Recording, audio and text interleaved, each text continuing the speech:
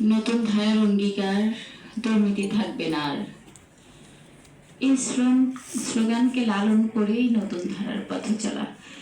নতুন ধারা যেমন দুর্নীতির বিরুদ্ধে কথা বলেন মানুষের জন্য, মানবতার জন্য। সেই কারণেই আজ বাজেটের পক্ষে কেমন জনগণের মতামত সেই বিষয়ে জানার জন্য আজকের এই আয়োজনে নতুন ধারা বাংলাদেশ এনডিবির মাননীয় চেয়ারম্যান, সিনিয়র ভাইস চেয়ারম্যান সহ যারা উপস্থিত আছেন সবাইকে আমার সালাম এবং শুভেচ্ছা। আমরা মূলত বাংলাদেশের মানুষ অনেকটা আবেগী, খুব বেশি আবেগী মানুষ আমরা।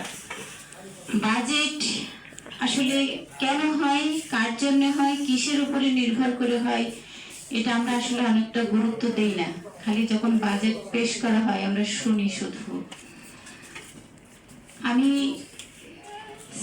স্বাস্থ্য খাত নিয়ে একটু কথা বলতে চাই। সরকারি হাসপাতালগুলোতে যদি যাই, অনেকেই যায় যে আমরা যেহেতু প্রাইভেটে চিকিৎসা করানোর সামর্থ্য নেই, আমরা সরকারি হাসপাতালে যাই। আপনারা জেনে থাকবেন হয়তো সরকারি হাসপাতালগুলোতে কোনো পরীক্ষাই বর্তমানে হয় না। হয়তো শুধু সিবিসিটা করা হয় বা এক্সরে, একবারে খুব কম খরচের দু একটা পরীক্ষা করা হয়। আর অধিকাংশ সেখানে কারণ দেখানো হয় যে মেশিনগুলা নষ্ট। যারা হাসপাতাল কর্তৃপক্ষ আছেন, প্রশাসন আছেন, তারা এই বিষয়ে একেবারেই নির্বিকার থাকেন। মানুষের এই যে প্রতিনিয়ত লক্ষাধিক মানুষ চিকিৎসা নিতে যেয়ে হয়রানির শিকার হন প্রতিনিয়ত, বাংলাদেশের খুব দুঃখজনক বিষয়। সেই বিষয়ে স্বাস্থ্য খাতে ঠিক কতটা বাজেট হয় আর সে বাজেটটা আসলে করা হয়, সেই বাজেটের প্রয়োগ কতটুকু হয়, সে তদারকি আসলে হয় না। জনগণের জন্য হাসপাতালে কতটুকু ঔষধ যাচ্ছে বাজেট থেকে, আর সে ঔষধ জনগণ কতটুকু পাচ্ছে, সেটার কোনো তদারকি হয় না। আরেকটা বিষয়, আমি একজন হোমিও চিকিৎসক। বাংলাদেশের অনেক হাসপাতাল আছে যেখানে হোমিও ফিজিশিয়ান হিসেবে হোমিও চিকিৎসকদের নিয়োগ দেওয়া হয়েছে, কিন্তু খুব দুঃখের বিষয় সেখানে ঔষধের ঘাটতি থাকে অনেক। ডাক্তার আছেন, আমি বেশ কিছু প্রেসক্রিপশন দেখেছি যেখানে ঔষধ নেই। এই বিষয়গুলোতে আমার মনে হয় মানুষ যদি, আপনি যাই করেন না কেন, মানুষ যদি ভালো একটা দেশ পেতে হলে ভালো মানুষ পেতে হবে, আর মানুষ ভালো রাখতে হলে তাকে আগে সুস্থ থাকতে হবে। অসুস্থ মানুষ দিয়ে কখনো সুস্থ সমাজ হয় না, সুস্থ পরিবেশ হয় না, সুস্থ পরিবার হয় না, না হয় সুস্থ দেশ। সুতরাং স্বাস্থ্য খাত সবার আগে। একজন সুস্থ মানুষ একদিন না খেয়েও পরিশ্রম করতে পারে, কিন্তু একজন অসুস্থ মানুষের পক্ষে সেটা সম্ভব হয় না। আমরা দেখি অধিকাংশ বাজেটেই টাকাওয়ালাদের পক্ষে যায়। খুব খুব সচরাচর বাংলাতে একটা প্রবাদ আছে যে তেল আওলা মাথায় তেল দেয়া।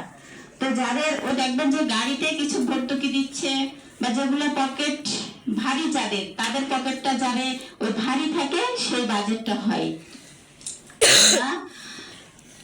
এইবার আশা করব যে বাজেট যেন জনগণের পক্ষে হয়। আমরা শুধু বলি যে জনগণের ভোটে নির্বাচিত হয়েছেন, সত্যিকার অর্থেই জনগণের ভোটে নির্বাচিত হয়ে জনগণের পক্ষে কথা বলার বা জনগণ নিয়ে ভাবার মানুষ, আমার মনে হয় স্বাধীনতার পরবর্তী আজ পর্যন্ত কোন সরকার, কোন এমপি, মন্ত্রী 100% বলতে পারবেন না যে হ্যাঁ আমি সত্যিকার অর্থে জনগণের কথা ভেবেছি এবং জনগণের পক্ষে কাজ করছি। সবাই নিজের জন্য কাজ করে। যারা আছেন তাদের পক্ষে আমাদের আজকের এই অনুষ্ঠানের পক্ষ থেকে আহ্বান থাকবে যে আপনারা জনগণের পক্ষে কাজ করেন, জনবান্ধব বাজেট দেন, যে বাজেটে মানুষ প্রাণ খুলে হাসতে পারবে, দুবেলা দুমুঠো খেয়ে শান্তিতে ঘুমাইতে পারবে, যে বাজেটে দুমুঠো ভাতের জন্য গরিব মানুষগুলাকে অনেক পরিশ্রম করতে হবে না। কথায় কথায় ইদানিং এই 24 পরবর্তী সময়টাতে আমরা দেখেছি যে অনেকেই বলেন পেঁয়াজ কত করে কিনেছেন। পেঁয়াজ ছাড়া ভাই তরকারি খাওয়া যায়, গ্যাস ছাড়া রান্না করা যায় না। জানেন গ্যাসের দাম কত এখন? গ্যাস সিলিন্ডার গ্যাস কারা ব্যবহার করেন? 1950 টাকা সিলিন্ডার, 12 কেজি। অনেকের মাসে কিন্তু 2টা লাগে, 1.5টা লাগে।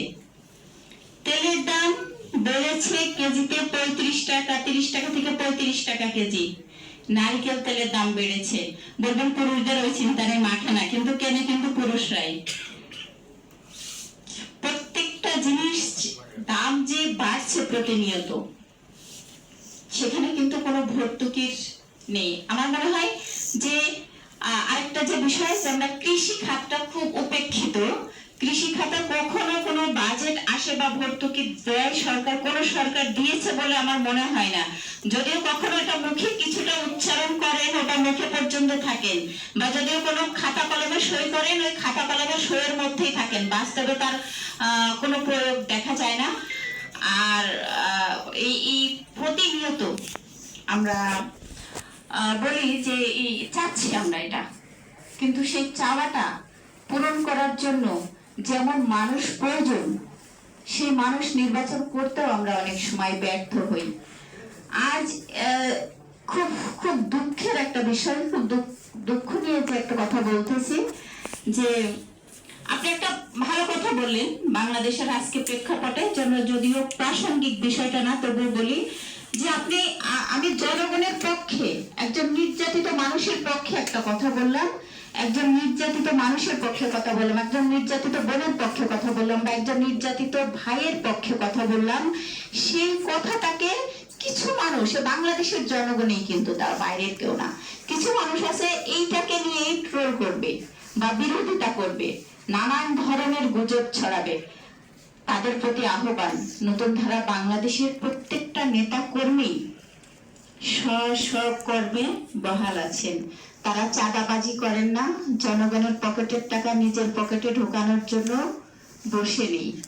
নতুন ধারা বাংলাদেশের প্রত্যেকটা নেতাকর্মী যা বলেন জনগণের জন্য বলেন, যা ভাবেন দেশের মানুষের জন্য ভাবেন, যা করেন সর্বোপরি দেশের মঙ্গলের জন্য করেন।